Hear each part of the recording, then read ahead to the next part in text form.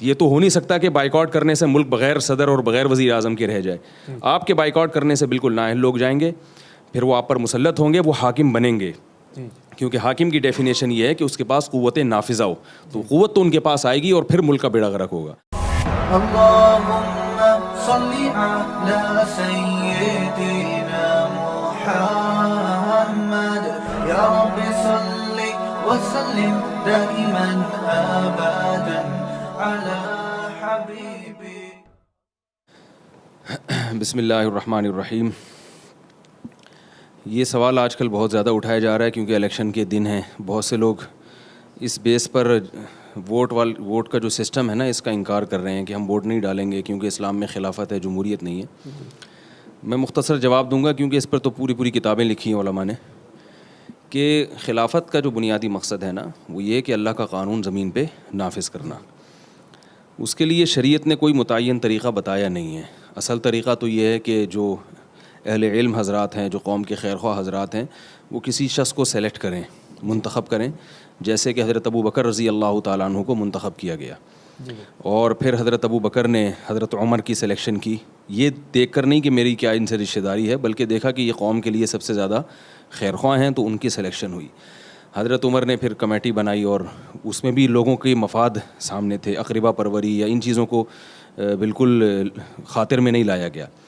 تو اصل یہ ہے کہ جو طریقہ آپ یہ سمجھتے ہیں کہ قوم کے لیے مفید ہے اور اس سے کوئی صالح حکمران آئے گا, تو وہی طریقہ ہے شریعت میں حکمران کے انتخاب کا.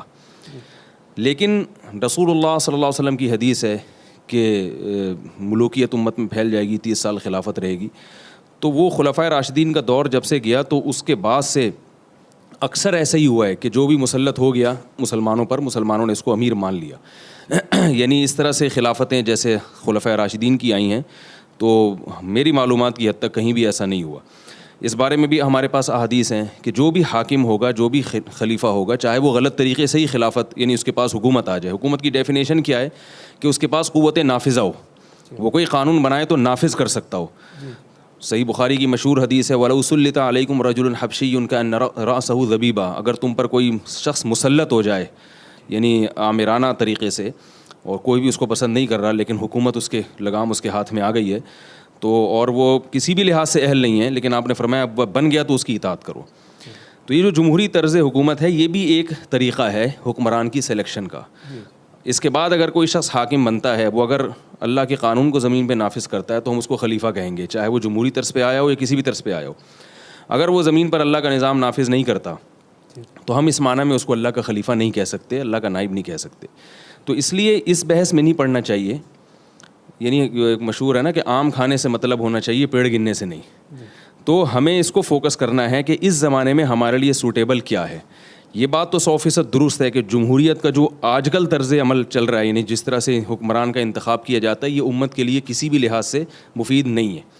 اس سے ہم کبھی بھی یہ توقع نہیں رکھ سکتے کہ قوم کے جو خیرخواہ لوگ ہیں وہ اوپر کی سطح پہ پہنچیں گے, کیونکہ اس میں بہت زیادہ خرابیاں ہیں. اس میں جو ایک ایجوکیٹڈ آدمی ہے, اس کے ووٹ کی بھی وہی ویلیو ہے جو ایک بالکل جاہر گنوار اور چور اچکے اور ڈاکو کے ووٹ کی ویلیو ہے. یعنی آپ نے سب کے ووٹ کو برابر قرار دے دیا. ہمارے ملک میں ناخواندگی کی شرح زیادہ ہے, ان پڑھ لوگ زیادہ ہیں. تو اس کا مطلب کیا ہے کہ ان پڑھ لوگ ظاہر ہے وہ اس طرح سے کسی کو سلیکٹ نہیں کر سکتے جیسے ایک پڑھا لکھا آدمی کر سکتا ہے. تو سب کا ووٹ برابر ہے. تو یہ طرز یعنی جمہوریت کا جو یہ سسٹم ہے, یہ 100% غلط ہے. اس کو بدلنے کی ضرورت ہے کہ کن لوگوں کو حکمران کی سلیکشن کا اختیار دیا جائے. اس کا ہمیں پہلے متعین کرنا پڑے گا کہ بھئی یہ مخصوص طبقہ ہے جو سلیکٹ کرے گا کہ یعنی کون جیتے گا اور کون ہارے گا. قوم کی تقدیریں ان کے ہاتھ میں ہوں گی. تو یہ سسٹم بہرحال غلط ہے, لیکن اب ہے یہی. تو جب ہے یہی اور آپ اس کو بدلنے کی طاقت نہیں رکھتے, تو آپ اس سسٹم کا بائیکاٹ کر کے معاشرے میں جو ایک برائی کو کسی حد تک ختم کیا جا سکتا تھا, آپ اس میں اپنا بالکل ہی کردار نہیں کرتے. مثلا آپ یہ کہتے ہیں کہ سارے کرپٹ ہیں, تو بھائی جب آپ ووٹ نہیں دو گے تو مخالف پارٹی کو آپ کا ایک ووٹ خود بخود بڑھ جائے گا اس کا. یعنی ووٹ کا بائیکاٹ کر کے نقصان یہ ہوگا کہ آپ جس کو ووٹ لے کے تھوڑا سا اوپر لا سکتے تھے, آپ نے بائیکاٹ کیا, تو آپ کا جو مخالف ہے وہ جس کو آپ سمجھتے ہیں کہ یہ اس سے بھی زیادہ نقصان دہ ہے قوم کے لیے, تو وہ ترقی کر جائے گا, کیونکہ نااہل لوگ تو ووٹ دے رہے ہیں, اور اہل لوگ اس قسم کی باتیں کر کے یہ خلافت نہیں ہے, یہ وہ شریعت اس کو نہیں مانتی, ہم اس سسٹم کا بائیکاٹ کریں گے. تو جو سمجھدار لوگ یعنی پڑھے لکھے لوگ ہیں ان میں زیادہ تر لوگ اس طرح کی باتیں کرتے ہیں. تو نتیجہ کیا نکلے گا کہ جب آپ بائیکاٹ کریں گے تو یہ جو سلیکشن کا جو اختیار ہے نا مکمل جاہل لوگوں کے ہاتھ میں چلا جائے گا, اور پھر آپ وزیر اعظم بھی بنے گا, صدر بھی بنے گا. یہ تو ہو نہیں سکتا کہ بائیکاٹ کرنے سے ملک بغیر صدر اور بغیر وزیر اعظم کے رہ جائے. آپ کے بائیکاٹ کرنے سے بالکل نااہل لوگ جائیں گے, پھر وہ آپ پر مسلط ہوں گے, وہ حاکم بنیں گے. کیونکہ حاکم کی ڈیفینیشن یہ ہے کہ اس کے پاس قوت نافذہ ہو, تو قوت تو ان کے پاس آئے گی اور پھر ملک کا بیڑا غرق ہوگا. تو جیسا مرضی ہے, لیکن آپ اس سسٹم کا بائیکاٹ نہیں کر سکتے.